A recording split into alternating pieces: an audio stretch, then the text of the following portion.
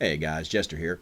Today I'm going to be going over the evolution of combat from basic Dungeons & Dragons through 2nd edition advanced Dungeons & Dragons.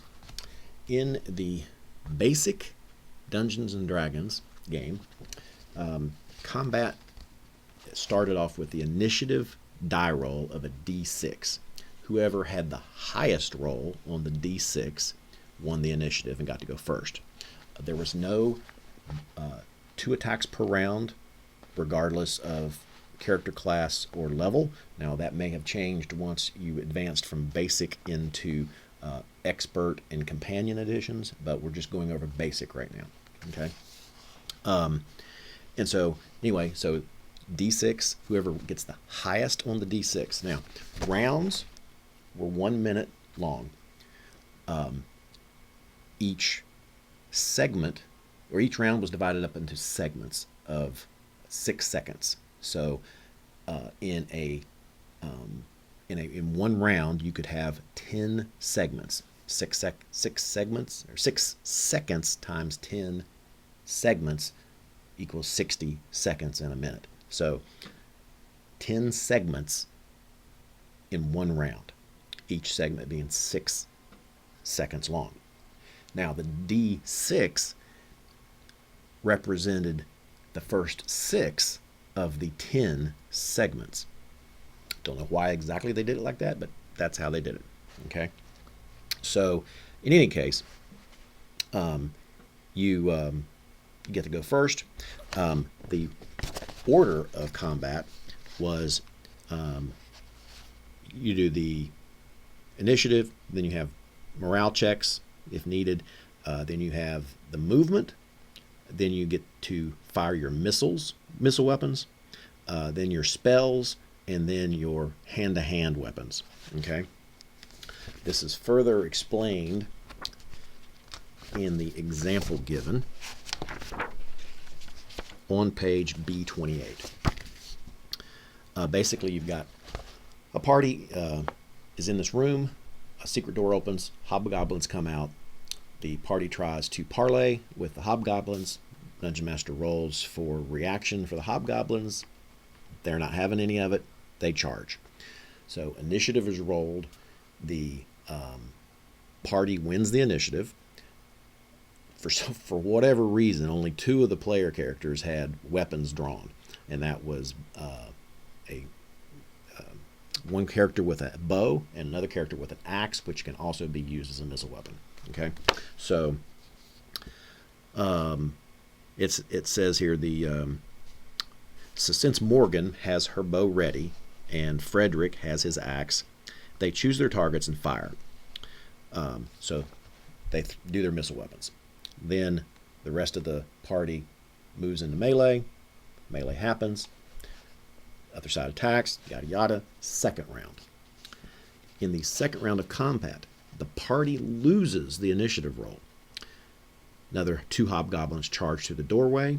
Since Morgan still has her bow out, she may shoot at the charging monsters, even though they're only 20 feet away. So, in movement, the hobgoblins can move more than 20 feet to get into melee range. But even though they won the initiative, the losing party initiative has a bow out and can still fire at the charging hobgoblins prior to them being able to move into melee range and attacking. Okay, so keep that in mind. All right, so we are going to now move to 1st edition Dungeons and Dragons. Now, Player's Handbook was mainly just telling the players what they could and couldn't do. It didn't give any combat matrices or anything like that. And so the Dungeon Master Guide had all of that, and that's what we're going to be using right here. And the order here, you're still using a D6 for initiative. Again, combat, or again, the highest roll wins the initiative. Now, the order is stated here. Give some other oddities, but what we're dealing with here. You roll initiative. Discharge missiles or magical devices, cast spells, or turn undead. All of those start first. They don't happen first, but they start first. That's key. Then close to striking range or charge, set weapons against possible opponent charge, strike blows with weapons to kill or subdue, grapple, or hold. Okay. Now, the D6, it's shifted a little bit. Whoever wins the initiative does get to go first. However, anybody who is casting a spell, turning undead, or firing a weapon, whether thrown or shot, their action starts first. And then it is adjusted by the weapon speed or the casting time of whatever you're doing.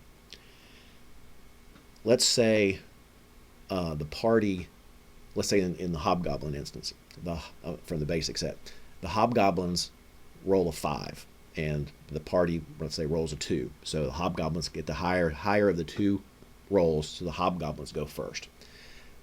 Now, first edition is taking what they rolled as when things happen. So so Hobgoblins go first, but they don't go until the 5th segment in the round. Okay. The bow starts their firing on segment 1. Spells cast start their casting time on segment 1. So let's say a spell has a casting time of only 3. That spell is going to go off at segment 3 before the Hobgoblins react. Okay? The bow, whatever its weapon speed is, let's say the weapon speed is a 3. Okay? I don't know off the top of my head, but let's just say it's a 3. They are also going to fire their shot on round segment 3 before the Hobgoblins react at segment 5. Okay. Now let's say those are the only 2 possible things that's happening there with that party that lost initiative. Now all the Hobgoblins attack. Once they finish their attack, now all the other party members, other than the spellcaster and the person who had the bow, get to make their attack. That is how it's starting to evolve into 2nd edition. Okay. Now, once 2nd edition comes along, then you've got quite a few changes. And so first huge change is the initiative roll.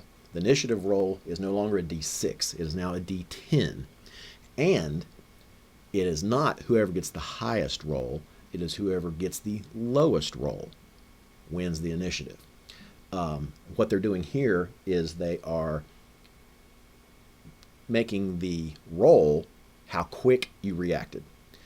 And then you are adding your weapon speed and any other bonuses or whatever, reactions times or whatever, to that roll.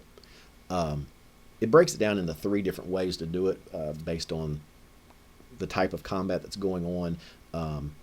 Or you can just straight up just do whoever has the lowest roll wins, and just do it like that. But they've also set it up to where you can add these other things with the weapon speed and the casting time and all of that. And so now, let's say you rolled a 1 as your initiative roll, and the other side rolled a 5. And then if you're using the second option of how to do it, everybody on each side adds their weapon speed or casting time or whatever to that roll. So now you can have things going off at different times in the segments, and it's can happen all through the 10 segments as opposed to just the first 6 that was in first edition. So that basically is how combat was evolved from basic to second edition. In my next video, I'm going to be going over a little bit more in depth with basic rules and the Keep on the Borderlands, and how basic set was, or basic edition, really made Keep of the Borderlands an even more kick-ass dungeon than what it is if you play it in any other edition. So, thanks for watching. Make sure you hit that subscribe, notification, and like buttons. Make sure you share with all of your friends so that they can enjoy these videos as well. And until next time, and as always, see you soon.